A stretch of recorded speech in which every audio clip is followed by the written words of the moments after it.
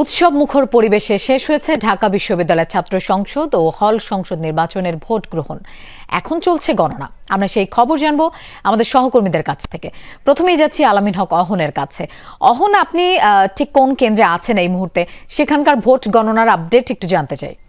আমি আছি সিনেট ভবনে এবং সিনেট ভবনের দ্বিতীয় তলায় প্রধান চিফ রিটার্নিং কর্মকর্তার কার্যালয়ের সামনে, যেখানে মূল যে ঘোষণা যেখান থেকে হবে আমি সেখানে আছি।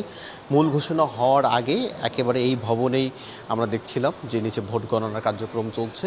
জায়ান্ট স্ক্রিনে সেটি দেখানোর ব্যবস্থা করা হয়েছে। তবে তারপরে অর্থাৎ চিফ রিটার্নিং কর্মকর্তার পাশেই কর্মকর্তার যে কার্যালয়, তার লাগোয়া সিনেট হলে সেই মূল ঘোষণা সেখান থেকে দেওয়া হবে।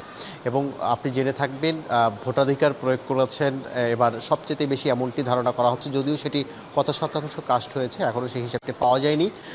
সাধারণত যে 8টি কেন্দ্র আছে সেই 8টি কেন্দ্রের যে প্রাথমিক গণনা সেটি তারা নিজেরাই শেষ করবেন এবং সেখানে একটি ঘোষণা দেওয়া হবে।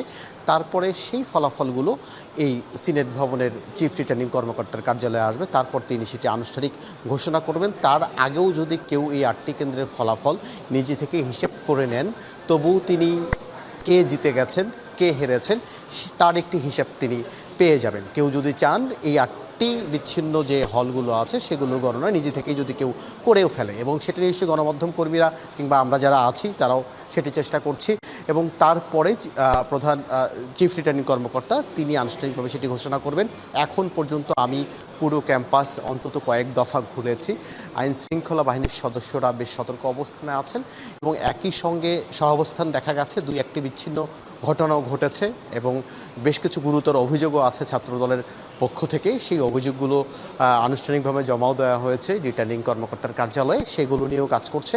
এখন গণনা শেষে বোঝা যাবে কার কপালে 1 বছরের জন্য জুটলো ভিপি, জিএস কিংবা অন্যান্য পদের সেই প্রার্থিতা, কারা জিতে গেলেন সেটি জানা যাবে। অহন, আপনাকে ধন্যবাদ আমাদের সাথে যোগ দেবার জন্য। আমরা আবার ফয়সাল মাহমুদের কাছে যেতে চাই। ফয়সাল, আপনার কেন্দ্রের আপডেট একটু জানতে চাই। ফলাফলের স্বচ্ছতার জন্য তো এলইডি স্ক্রিনে দেখানোর ব্যবস্থা করা হয়েছে, সব মিলিয়ে কি দেখছেন আপনি? ঠিক 4টার সময় ভোট গ্রহণ বন্ধ হয়ে গেছে ইউনিভার্সিটি ল্যাবরেটরি স্কুল অ্যান্ড কলেজের যে কেন্দ্রটি রয়েছে সেখানে, এবং সেখানে প্রায় 63% ভোট কাস্ট হয়েছে, যেমনটি আমাদেরকে এখানকার যে দায়িত্বশীল নির্বাচনী কর্মকর্তা রয়েছেন তিনি আমাদেরকে জানিয়েছেন। আর কিছুক্ষণ আগেই কিন্তু এখানকার যে বড় জায়ান্ট স্ক্রিনটি আছে সেটি ওপেন করে দেওয়া হয়েছে, অর্থাৎ সেটি কিন্তু চালু করে দেওয়া হয়েছে। এবং ভেতরে যে ভোটের যে ফলাফলের যে গণনার যে বিষয়টি রয়েছে সেটি পুরোটাই কিন্তু এই স্ক্রিনে দেখানো হচ্ছে। এখানে আমরা দেখছি 4টি ক্যামেরা 4টি অ্যাঙ্গেলে ভেতরে যে কক্ষে মূলত যে ব্যালট বাক্সগুলো রাখা হয়েছে কিংবা তাদের ভোট গণনার যে প্রক্রিয়া, পুরো প্রক্রিয়াটাই কিন্তু এখান থেকে সাংবাদিক সহ শিক্ষার্থীরা কিংবা প্রার্থী যারা রয়েছেন তারা কিন্তু সকলেই সেটি পুরোপুরি বাইরে থেকেই পর্যবেক্ষণ করতে পারছেন।